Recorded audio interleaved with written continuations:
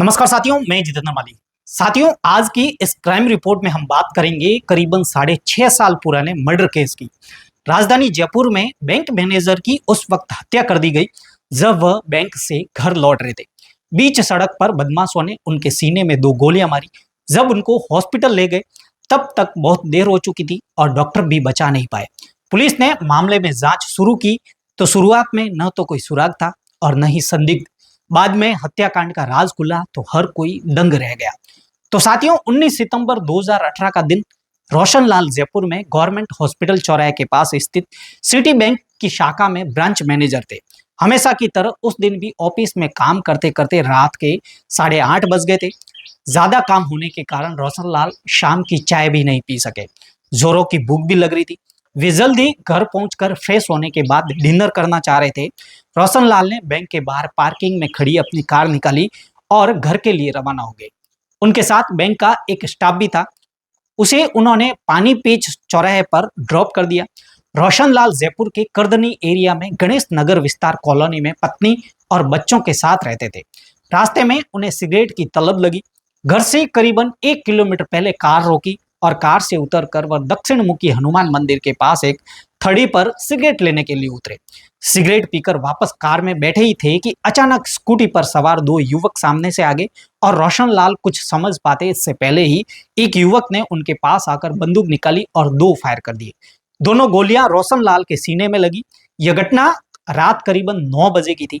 Firing की आवाज से इलाके में दहशत फैल गई।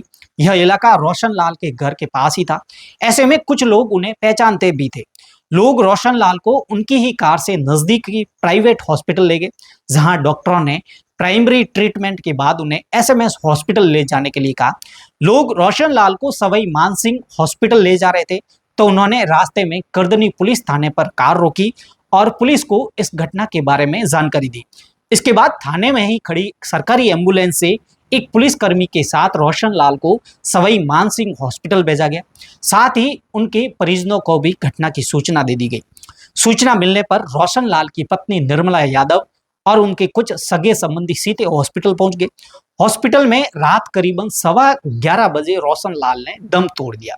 इधर अब तक बैंक मैनेजर पर हुई फायरिंग की जानकारी मिलने पर पुलिस की एक दूसरी टीम भी घटना स्थल पर पहुंचकर जांच शुरू कर रही थी। पुलिस ने फायरिंग करने वाले बदमाशों का पता लगाने के लिए घटना स्थल के आसपास लगे सीसीटीवी फुटेज खंगाले। पुलिस को रात भर की भागदौड़ के बाद भी बदमाशों का कुछ पता नहीं चला। केवल इतना ही पता चल पाया कि बदमाश पहले से ही घात लगा कर बैठे थे। वे लोग रोशनलाल का बैंक से लौटने का इंतजार कर रहे थे और इसके बाद अगले ही दिन रोशनलाल के बड़े भाई कोटपुतली निवासी रतिराम यादव की रिपोर्ट पर करदनी थाने में हत्या का मामला दर्ज कर दिया गया। पोस्टमार्टम कराने के बाद पुलिस ने शव घर वालों को सौंप दिया गया। पुलिस ने रोशनलाल की पत्नी निर्मला सहित परिवार के लोगों और बैंक कर्मियों से पूछताछ कर मामले की जानकारी करने की कोशिश की। क्या रोशनलाल की किसी से दुश्मनी थी? पुलिस ने बैंक के उस कर्मचारी से भी पूछताछ की जो रोशनलाल के साथ पानी पेच चौराहे तक आया था। उसने बताया कि रास्ते में चिंकारा कैंटीन के पास रोशनलाल के मोबाइल पर एक फोन आया था जिस पर वे कुछ देर तक बात कर रहे थे। फोन किसका था यह उसे नहीं पता। वो पूरा दिन करीबन 100 लोगों से पूछताछ, मौका मुआना और कैमरों की फुटेज की जांच में निकल गया। बावजूद इसके भी रात तक हथियारों के बारे में कुछ पता नहीं चला। रोशनलाल मूल रूप से जयपुर जिले की कोटपुतली एरिया के रहने वाले थे। उनकी मौत की सूचना मिलने पर उनके गांव से भी कुछ लोग जयपुर आ गए थे। पुलिस ने उनसे भी पूछताछ कर रोशनलाल के हत्यारों का पता लगाने की कोशिश की, लेकिन इससे कोई खास मदद नहीं मिल सकी। पुलिस की अब तक की जांच में 2-3 मुख्य बातें सामने आई। एक तो यह थी कि रोशनलाल बैंक में कमर्शियल वाहनों के लोन मंजूर करते थे। बैंक से लोन लेने के अलावा वह ब्याज पर लोगों को अपना रुपया उधार भी देते थे। रोशनलाल ने कुछ लोगों को मोटी रकम भी उधार दे रखी थी। इसके अलावा यह भी पता चला कि उनका अपनी पत्नी निर्मला से अक्सर झगड़ा होता रहता था। निर्मला ने करीबन 4 महीने पहले रोशनलाल द्वारा अपने साथ मारपीट की शिकायत भी पुलिस को दी थी। पुलिस इन तीनों एंगल से इन्वेस्टिगेशन करने में जुट गई। जयपुर के अतिरिक्त पुलिस आयुक्त नितिन दीप बलगन के निर्देश पर पुलिस उपायुक्त अशोक कुमार गुप्ता ने अतिरिक्त पुलिस उपायुक्त रतन सिंह और झोटवाड़ा के सहायक पुलिस आयुक्त आस मोहम्मद के सुपरविजन में करदनी थाना प्रभारी मानवेंद्र सिंह चौहान और मुरलीपुरा झोटवाड़ा व कालवाड़ा के थाना प्रभारियों और इंस्पेक्टर जहीर अब्बास के नेतृत्व में अलग अलग स्पेशल टीमों का गठन किया। पुलिस ने रोशनलाल के मकान के आसपास के लोगों से पूछताछ की। लोगों ने एक शख्स उमेश शर्मा पर शक जाहिर किया। पुलिस को उसके मोबाइल नंबर भी दे दिए गए। उमेश पहले रोशनलाल के पड़ोस में ही रहता था। तब पारिवारिक बातों को लेकर रोशनलाल और उनकी पत्नी निर्मला और उमेश के बीच कई बार झगड़े होते थे। बाद में उमेश वहां से खुद का मकान खाली करके जयपुर में ही मानसरोवर में रहने लगा। उसने गणेश नगर विस्तार के अपने मकान के 2 कमरे किराए पर दे दिए थे। अपने मकान की देखभाल को लेकर उमेश आए दिन इस कॉलोनी में आता रहता था। पुलिस ने उमेश के मोबाइल नंबरों की लोकेशन खंगाली। उसकी करंट लोकेशन उत्तराखंड आई। वो पुलिस के फोन कॉल्स का कोई जवाब नहीं दे रहा था।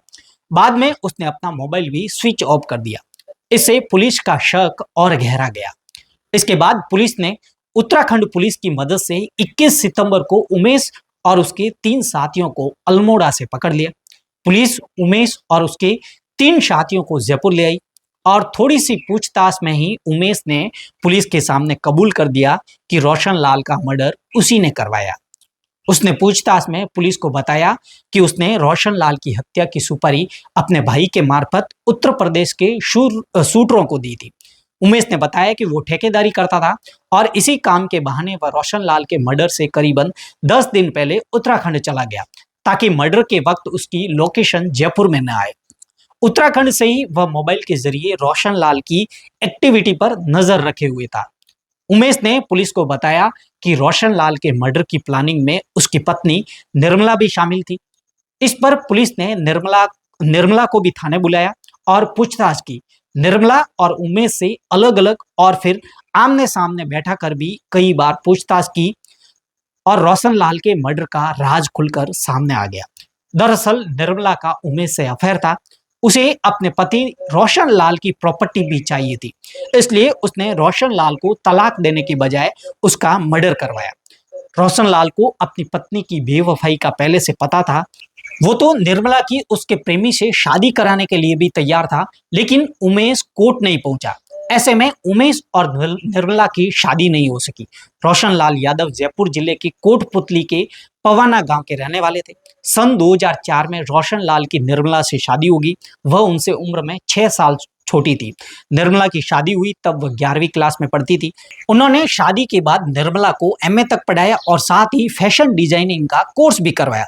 साल 2010 में जयपुर में पोस्टिंग होने पर रोशनलाल ने करदनी में एक प्लॉट लेकर अपना खुद का मकान भी बनवा लिया। उसी दौरान उत्तर प्रदेश के फिरोजाबाद जिले के नई आबादी रैना गांव के रहने वाले उमेश शर्मा ने भी रोशनलाल के पड़ोस में अपना मकान बनवा लिया। दोनों ने एक ही दिन अपने अपने मकान में गृह प्रवेश किया। उमेश शर्मा 2003 के आसपास जयपुर आया था। उमेश ने प्रॉपर्टी में काफी पैसा कमाया था। साल 2010 तक उसके पास करदनी इलाके में 2 मकान और अजमेर रोड पर बिचून में 15 बीघा जमीन भी थी। कई प्रॉपर्टीज में उसने मोटा इन्वेस्टमेंट लगा रखा था। इसके अलावा अब भी वह ठेकेदारी का भी काम करता था और पड़ोसी होने के नाते उमेश व रोशनलाल के परिवार के बीच अच्छे रिलेशन थे। एक दूसरे के घर पर भी दोनों का आना जाना लगा रहता था। दोनों परिवार एक दूसरे के सुख दुख में काम आते थे। साल 2016 में उमेश और रोशनलाल सहित कॉलोनी के कई परिवार साथ में शिमला घूमने के लिए गए। इस दौरान शिमला में उमेश और निर्मला से नजदीकियां बढ़ गई। शिमला से लौटने के कुछ ही दिन बाद निर्मला के भाई की मौत हो गई। उस समय सांत्वना देने के लिए उमेश का पूरा परिवार कई बार निर्मला के घर गया। धीरे धीरे दोनों छिप छिप कर मिलने लगे और दोनों के बीच फिजिकल रिलेशन भी बन गए। उसके नाजायज रिश्तों की भनक पड़ोसियों को भी लग गई और पड़ोसियों से धीरे धीरे होते हुए बात रोशनलाल तक जा पहुंची। रोशनलाल गुस्से में घर पहुंचा और निर्मला को प्यार से और डांट कर समझाने की कोशिश की, लेकिन वो नहीं मानी। इसके बाद दोनों परिवारों में झगड़े होने लगे। निर्मला से अवैध संबंधों को लेकर कई बार उमेश और रोशनलाल के बीच मारपीट की नौबत भी आ गई थी। नवंबर 2017 में उमेश गणेश नगर विस्तार करदनी का अपना घर खाली कर मानसरोवर कॉलोनी में रजत पथ पर किराए के मकान में रहने लगा। उमेश ने रोशन के पड़ोस का अपना मकान किराए पर दे दिया था। उमेश भले ही रोशन लाल के मकान से 20 किलोमीटर दूर रहने लगा था, लेकिन अब भी उसकी और निर्मला की बातचीत फोन पर होती रहती थी। इसके अलावा जब भी मौका मिलता दोनों छोरी छिपके एक दूसरे से मिल भी लेते थे। निर्मला जब भी उमेश से मिलती उससे अपने पति रोशन लाल को रास्ते से हटाने की बात कहती थी, ताकि दोनों बिना किसी डर से एक दूसरे के साथ रह सके। निर्मला के बार बार उकसाने पर भी उमेश ने ये तय कर लिया था कि रोशन लाल को रास्ते से हटाना ही होगा। अप्रैल 2018 में उमेश ने क्रिमिनल बैकग्राउंड वाले अपने सगे भाई राहुल शर्मा को रोशन की हत्या की जिम्मेदारी सौंप दी। उमेश ने इसके लिए राहुल को 4 लाख रुपए भी दिए। राहुल के खिलाफ उत्तर प्रदेश में मारपीट, लूट और वाहन चोरी के कई मामले दर्ज थे। राहुल ने पहले जयपुर के जगतपुरा में टीएस टेक्सटाइल नाम से बेडशीट बनाने की फैक्ट्री लगा रखी थी, जिसमें उसे काफी नुकसान भी हुआ था। वह कर्ज में डूबा हुआ था और राहुल भी पहले गणेश नगर विस्तार में ही रहता था और बाद में वह जगतपुर में रहने के लिए चला गया। राहुल ने रोशन लाल के मर्डर के लिए उत्तर प्रदेश के फिरोजाबाद के शूटर शिवकांत उर्फ लालू, पप्पू कश्यप और विष्णु कश्यप के नाम के बदमाशों से कांटेक्ट किया। बदमाश हथियार लेकर जयपुर पहुंच गए। राहुल ने 29 मई से 1 जून तक तीनों बदमाशों को जयपुर के एक होटल में ठहराया। राहुल ने मर्डर के लिए शूटर शिवकांत को 30,000 रुपए, विष्णु को 15,000 और पप्पू कश्यप को 10,000 रुपए एडवांस भी दी। राहुल ने इन बदमाशों से रोशन लाल की उनके मकान, सिटी बैंक और कोटपुतली के पास स्थित गांव के आसपास की रेकी करवाई। उमेश भी रेकी के दौरान कई बार इन शूटरों के साथ जाता था। रेकी के दौरान निर्मला अपने पति के आने जाने की पूरी इंफॉर्मेशन उमेश को देती थी। कई बार की कोशिशों के बावजूद शूटरों को रोशन लाल की हत्या का मौका नहीं मिला। बाद में तीनों शूटर जयपुर से वापस चले गए। 2 सप्ताह बाद ही राहुल ने फिरोजाबाद से तीनों शूटरों को फिर से जयपुर बुलाया। उन्होंने 15 और 16 जून को गोपालपुरा के एक होटल में ठहराया। इस बार भी राहुल और उमेश ने रोशन लाल की रेकी करवाई, लेकिन शूटर अपने काम को अंजाम नहीं दे सके। इसी बीच शूटरों को ये बात पता चली कि राहुल तो केवल मोहरा है, रोशन लाल की जान तो उमेश लेना चाहता है और उमेश काफी मोटा आसामी भी है। ऐसे में शूटर्स ने राहुल से रोशन लाल को मारने के एवज में अब अपनी डिमांड बढ़ा ली। 15 लाख रुपए मांगे। राहुल उन दिनों कर्ज में डूबा हुआ था। रोशन लाल की सुपारी के नाम पर वह अपने भाई उमेश से 4 लाख रुपए पहले ही ले चुका था और दूसरी ओर निर्मला लगातार उमेश पर रोशन को मरवाने के लिए दबाव बना रही थी। इस पर उमेश ने अपने भाई राहुल पर रोशन लाल को जल्द से जल्द हत्या करवाने या 4 लाख रुपए वापस लौटाने का दबाव बनाने लगा। भाई पर दबाव बनाकर उमेश उत्तराखंड चला गया। उसे उम्मीद थी कि जल्द ही रोशन लाल का खेल खत्म हो जाएगा। अपने बचाव के लिए वह उसके साथी महेंद्र प्रताप उर्फ टीटू के साथ अल्मोड़ा में काम करने वाले अपने साले आकाश रावत के पास चला गया। महेंद्र प्रताप उर्फ टीटू को रोशन लाल की हत्या की साजिश के बारे में बताया। महेंद्र प्रताप उमेश के गांव के पास का ही रहने वाला था। दोनों भाइयों उमेश व राहुल का खास दोस्त था। उमेश ने महेंद्र प्रताप को काफी पेमेंट भी दे रखा था। 18 सितंबर को निर्मला ने उमेश को फोन किया। अब तक रोशन लाल का मर्डर नहीं होने पर उससे झगड़ा भी किया। इस पर उमेश ने अपने भाई राहुल को जल्द ही रोशन की हत्या या फिर पेमेंट वापस करने का अल्टीमेट दे दिया। उन दिनों राहुल का भांजा फरीदाबाद निवासी मनीष उर्फ सनी जयपुर आया हुआ था। आखिरकार राहुल ने अपने भांजे के साथ मिलकर रोशन लाल की हत्या करने का प्लान बनाया। राहुल ने मनीष के साथ मिलकर 19 सितंबर की रात करीबन 9 बजे गोली मारकर रोशन लाल की हत्या कर दी। राहुल ने तुरंत उमेश को फोन करके बताया कि उसने रोशन लाल को मार दिया। रोशन लाल की मौत की सूचना मिलने के बाद उमेश के साले आकाश रावत ने राहुल के बैंक खाते में 20,000 रुपए ट्रांसफर कर दिए। पुलिस ने रोशन लाल के मर्डर के मामले में उसकी पत्नी निर्मला यादव और उसके प्रेमी उमेश शर्मा के अलावा जयपुर के करदनी इलाके में गणेश नगर विस्तार के रहने वाले महेंद्र प्रताप ओझा उर्फ टीटू, उमेश के साले आकाश रावत और फिरोजाबाद के शूटर शिवकांत उर्फ लालू को गिरफ्तार कर लिया। आकाश रावत मूलतः आगरा के सिकंदरा थाना अंतर्गत शास्त्रीपुरम का रहने वाला था। वह मर्डर के वक्त उत्तराखंड में जिला उद्यम सिंह नगर के रुद्रपुर में रह रहा था। पुलिस ने वारदात में इस्तेमाल की गई राहुल की स्कूटी उसके घर से बरामद कर ली। पूछताछ में यह भी बात सामने आई कि रोशन लाल ने लोगों को करीबन 50 लाख रुपए ब्याज पर दे रखे थे। निर्मला इस रकम के साथ साथ रोशन लाल की सारी प्रॉपर्टी पर अपना हक चाहती थी। यही वजह थी कि तलाक लेने की बजाय उसने रोशन लाल का मर्डर करवा दिया। उमेश ने भी रोशन लाल से मोटी रकम ब्याज पर ले रखी थी। उमेश जानता था कि रोशन लाल ही नहीं रहेगा तो उसे ये पैसे कभी नहीं चुकाने पड़ेंगे। निर्मला की तरह उमेश ने भी पैसे के लिए ही रोशन लाल का मर्डर करवा दिया। वह निर्मला के सामने यह दिखावा कर रहा था कि वह यह सब उसके प्यार के लिए कर रहा है। उधर इन्वेस्टिगेशन में यह भी बात पता चली कि उमेश और निर्मला के अवैध संबंधों के बारे में रोशन लाल को सबसे पहले उमेश की पत्नी ने ही बताया था। और इसके दूसरे ही दिन रोशन लाल ने घर में नया मोबाइल चार्जिंग के लिए लगा देखा तो निर्मला ने बताया कि यह मोबाइल उमेश ने ही दिया। रोशन ने मोबाइल में निर्मला और उमेश के बीच हुई व्हाट्सएप चैट भी देखी। रोशन लाल और निर्मला के 2 बेटियों और एक बेटा था। अपने बेटों के भविष्य और निर्मला का उमेश के प्रति झुकाव देखकर वह उन दोनों की शादी कराने के लिए भी तैयार हो गया था। लेकिन दोनों पति पत्नी कोर्ट भी पहुंच गए, लेकिन उमेश वहां नहीं पहुंचा। इसके कुछ ही दिन बाद रोशन के घर में शांति रही। कुछ दिन बाद निर्मला फिर उमेश से मिलने लगी। एक दिन रोशन ने दोनों को आपत्तिजनक हालत में देख लिया। निर्मला ने कहा कि उमेश ने उसके साथ जबरदस्ती की है। इस पर रोशन लाल ने उसे उमेश के खिलाफ रेप का मामला दर्ज कराने के लिए थाने ले गया। निर्मला थाने तो चली गई, लेकिन रिपोर्ट दर्ज नहीं करवाई। उसने रोशन लाल से वादा किया कि दोबारा उमेश से नहीं मिलेगी और लौट आए। कुछ दिन बाद निर्मला 3 साल के बेटे को गोद में लेकर उमेश के साथ भागने के लिए घर से निकल गई। निवारू रोड पर वह उमेश से मिलने के बाद अपने रिश्तेदार के घर चली गई। बाद में रोशन ने उसे समझा बुझाकर अपने घर ले आया।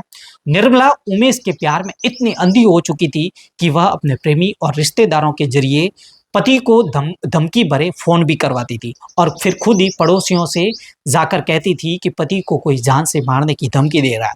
हत्या से करीबन 1 सप्ताह पहले ही निर्मला और रोशन लाल के बीच झगड़ा भी हुआ था।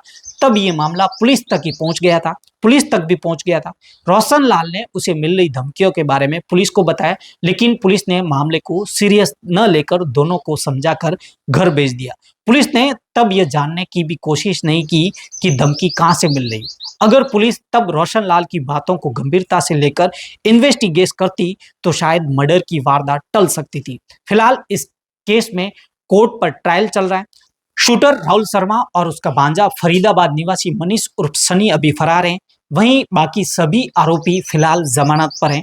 तो साथियों, इस तरह एक औरत को दूसरे युवक से नाजायज रिश्तों के खातिर एक पत्नी ने उन मासूम बच्चों से पिता का छाया छीन लिया और बूढ़े माँ बाप से बेटा छीन लिया। साथियों, आशा करता हूं कि ये रिपोर्ट आपको पसंद आई होगी और अगर अभी तक आपने मेरे चैनल को सब्सक्राइब नहीं किया है तो अभी जाके चैनल को सब्सक्राइब करें और बेल आइकन जरूर प्रेस करें ताकि आने वाली हर वीडियो की अपडेट आप तक पहुंचती रहे। तब तक के लिए सावधान रहें, सतर्क रहें और अपना ख्याल रखें।